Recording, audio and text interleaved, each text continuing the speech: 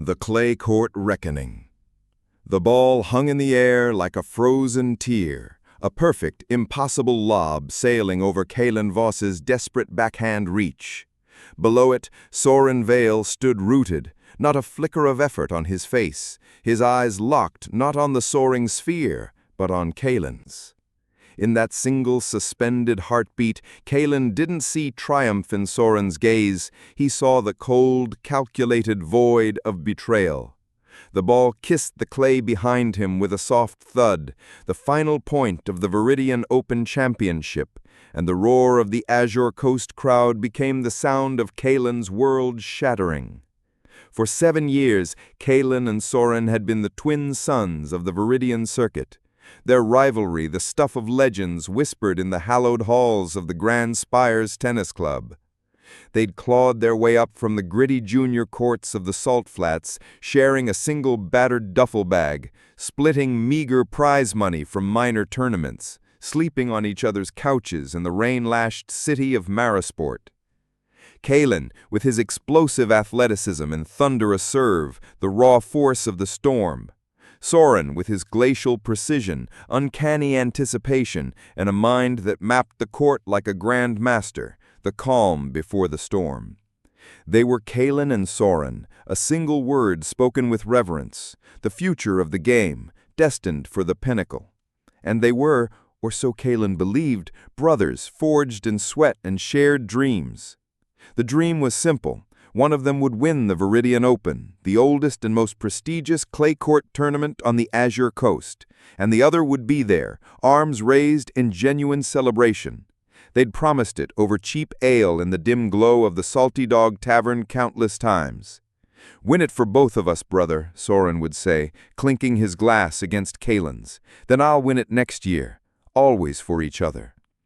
That promise curdled into ash on the sun-drenched red clay of center court. The final set was a brutal masterpiece, a war of attrition where every point felt like a lifetime. Kalen, fueled by the memory of his ailing mother watching from a hospital bed miles away, fought with a ferocity that seemed superhuman. He'd saved 3 match points, his legs burning, his lungs screaming, but his spirit unbroken. He broke Soren's serve to level the set at 5-5. The next game, serving to stay in the match, Soren faced deuce. Kalen unleashed a serve that kissed the line, a winner. The crowd erupted. Soren, usually unflappable, looked momentarily stunned. Then, on the next point, Kalen saw it. A flicker. Not in Soren's stance, but in his eyes as he prepared to return Kalen's second serve. A micro-expression Kalen knew intimately. The slight tightening around the eyes Soren got only when he was about to attempt a risky, low-percentage drop shot. A gamble born of desperation. But Soren wasn't desperate. He was up a break in the final set of a major final. It made no sense.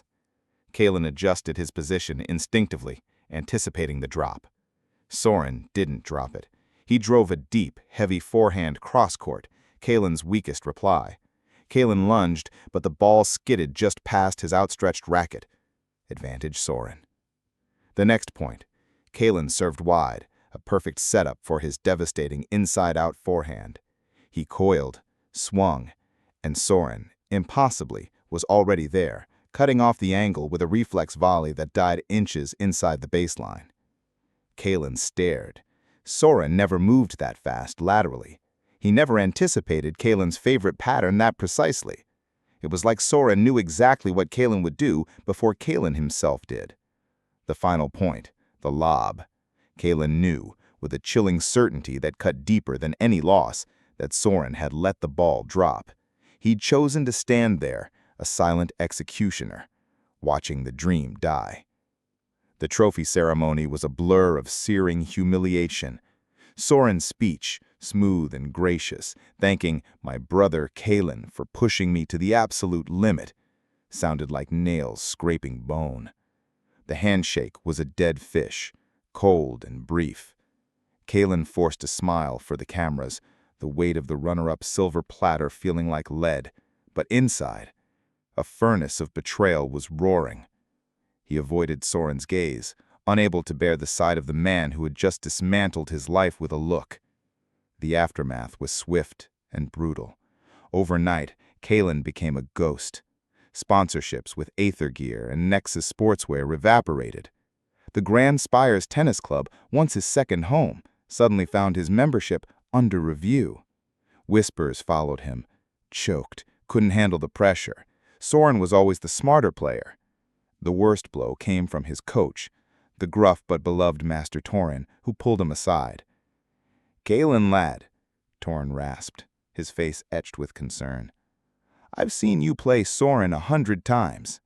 Today, it was like you were playing blindfolded, like you didn't know him at all, or like he didn't know you." The implication hung heavy.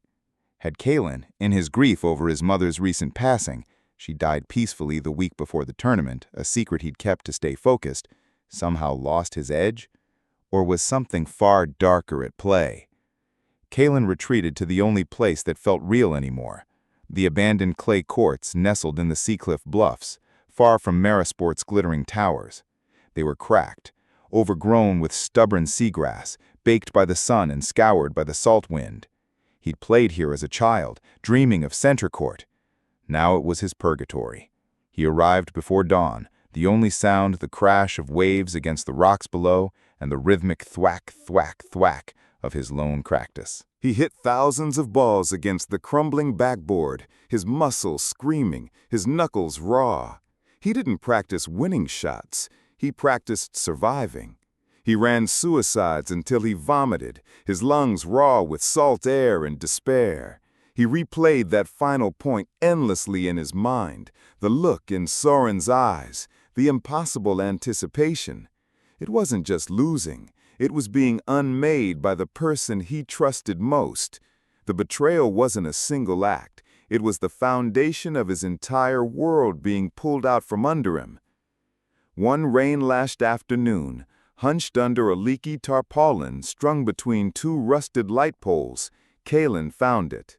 Tucked inside the worn leather grip of his spare racket, a racket he hadn't used since the Viridian Open, was a tiny, sophisticated listening device, no bigger than a grain of rice. It was nestled where the grip tape met the handle, invisible unless you were actively looking. His blood turned to ice.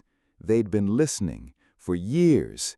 Every strategy session with Torin, every late-night analysis of Soren's game, every whispered doubt, every personal conversation, all of it fed directly to Soren. The brotherly advice Soren gave him before matches, maybe try mixing up your second serve more, Kalen, hadn't been advice. It had been instructions on how to sabotage himself. Soren hadn't just beaten him on the court. He'd manipulated him off it, turning Kalen's own trust and preparation into weapons against him. The final point wasn't just Soren playing well. It was Soren executing a plan built on years of stolen intelligence, the ultimate betrayal of their bond. The device wasn't just evidence. It was the smoking gun of a conspiracy that had poisoned their entire partnership. Rage, cold and focused, replaced the despair. This wasn't about winning a trophy anymore. This was about tearing down the edifice Soren had built on lies. But how? He was a pariah. His name was Mud. He needed a weapon, and he needed time. He remembered Master Torin's words. Clay is the great equalizer, Kalen. It rewards patience, strategy, and the ability to suffer. It doesn't care about flashy serves. It cares about heart and grit. Soren was a master tactician on clay, but his game was built on precision, on minimizing risk. What if Kalen could become something Soren couldn't anticipate? Something relentless, unpredictable, forged in the harshest conditions. He sought out the one person who might still listen. Alara Moss, a reclusive former doubles champion who ran a tiny, almost mythical training ground deep in the Whispering Pines, far from the circuit's glare. Alara was known as the Weaver for her uncanny ability to manipulate spin and trajectory, turning the court into a labyrinth. She'd retired after a controversial loss years ago, disillusioned with the politics of the sport. Kaylin found her tending a vegetable garden, her hands stained with earth, eyes sharp as flint. "I know what Vale did," Alara stated flatly, before Kaylin could even begin his plea. She'd seen the betrayal in his eyes the moment he stepped off the dusty path. "The Seacliff Bluffs courts, you've been hitting balls like a man possessed, and you look like you've wrestled a kraken and lost." She studied the tiny listening device Kaylin placed in her palm. Cheap tech, obvious placement, almost wanted to be found, didn't it? A final twist of the knife. She didn't ask for proof. She'd seen the rot in the system before. Alara's training was unlike anything Kaylin had endured. It wasn't just physical, it was psychological warfare. She forced him to play with a restricted swing, simulating injury. She had him practice barefoot on uneven rocky terrain to heighten his feel for the clay. She used fog machines to obscure his vision, forcing him to play by sound and instinct alone. She made him hit thousands of moonballs, not to win points, but to build the insane leg strength and patience needed for endless rallies. Most crucially, she dismantled his game. "Your serve is a hammer," she'd rasp, watching him smash aces against her aging practice partner jacks. "Soren Vale is a scalpel. On clay, the scalpel wins. You need to become the anvil and the hammer." She taught him to disguise his shots, to use heavy, kicking topspin that died short, to slide with the grace of a dancer, not the thud of a boxer. She drilled him on reading the opponent's micro-movements, the flicker in the eyes, the shift of weight, the very things Soren had exploited. "You don't just play the ball, Kaylin," Alara insisted, her voice cutting through the pine-scented air. "You play the man, and the man who betrayed you, he's hiding behind a mask of calm. Find the crack." Months bled into a year. Kaylin's physique changed. The raw power remained, but it was layered with wiry, enduring strength. His movement on clay became eerily silent and efficient. His ground strokes, once purely aggressive, now carried a deceptive weight and spin that made the ball jump unpredictably on the red surface. He learned to absorb pace, to turn defense into offense with a single heavy topspin forehand that dragged opponents forward and then dipped viciously. But the most profound change was internal. The hot, blinding rage had cooled into a diamond-hard focus. He didn't dream of crushing Soren. He dreamed of exposing him, of making the world see the fraud beneath the polished champion. He practiced not just the shots, but the mindset, the calm, the patience, the ability to wait for the perfect moment to strike. He became, in Alara's words, the patient storm. His return to the Viridian circuit wasn't triumphant. It was a slow, grinding crawl. He entered minor tournaments in dusty towns like Dusthaven and Pebble Cove, playing under the radar. He won, but not with flashy dominance. He won through grueling attritional victories, wearing down opponents with relentless consistency and uncanny court coverage. He spoke little to the press, his answers clipped, his focus absolute. The whispers started again. What happened to Kaylin Voss? He's not the same player. Some said he'd lost his fire. Others sensed something new, something dangerous simmering beneath the surface. He climbed the rankings slowly, painfully, his eyes fixed only on one target, the Viridian Open, 1 year after his downfall. The draw for the Viridian Open was released. Kaylin's path was brutal but predictable. He fought through the early rounds with a quiet intensity that unnerved his opponents. He faced the powerful server, Rylan Thorne, in the 3rd round. Thorne, known for his intimidating presence, tried to rattle Kaylin with loud grunts and slow play. Kaylin remained a statue, his focus absolute.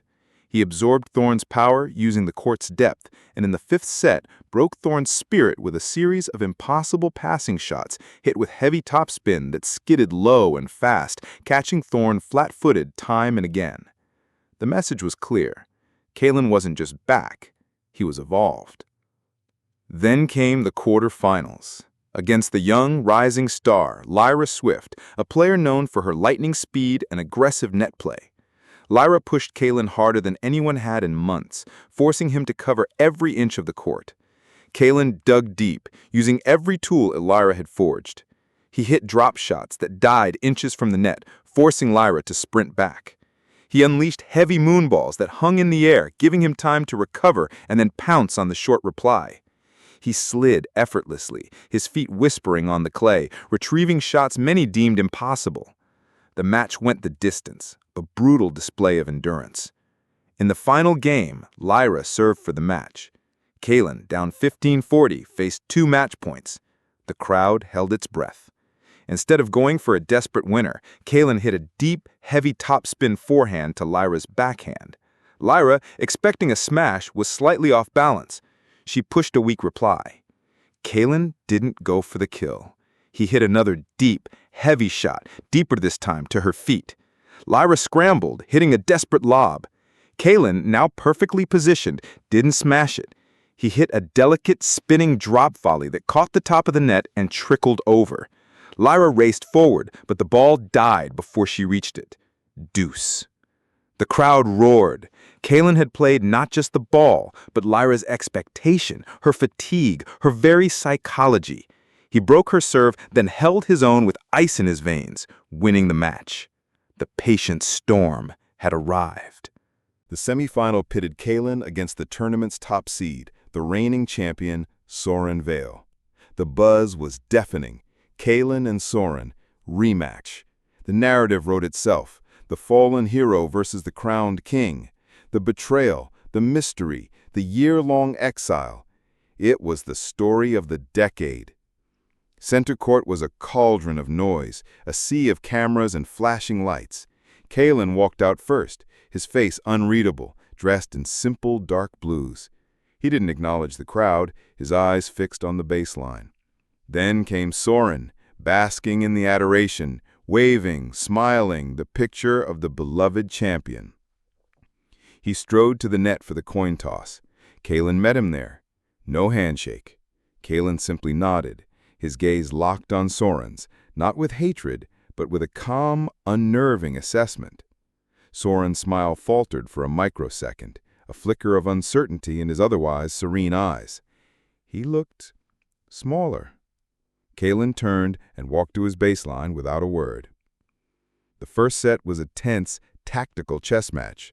Soren played with his usual precision, probing Kaylin's defenses, looking for weaknesses. Kaylin absorbed everything. He didn't go for flashy winners.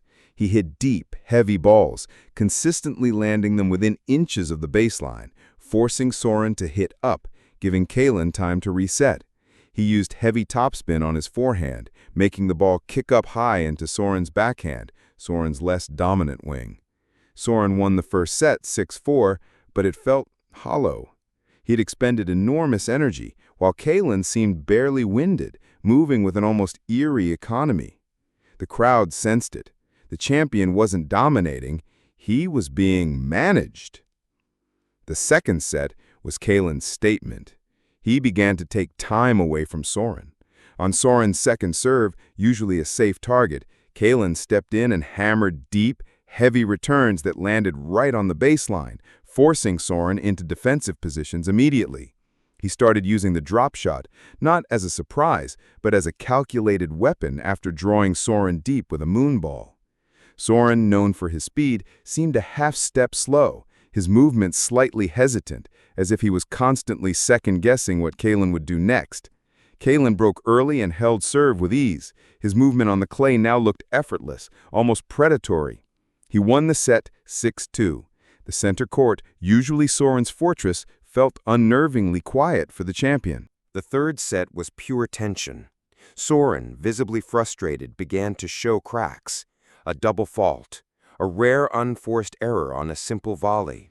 He started talking to himself, a habit he'd never displayed before. Kaylin remained a rock.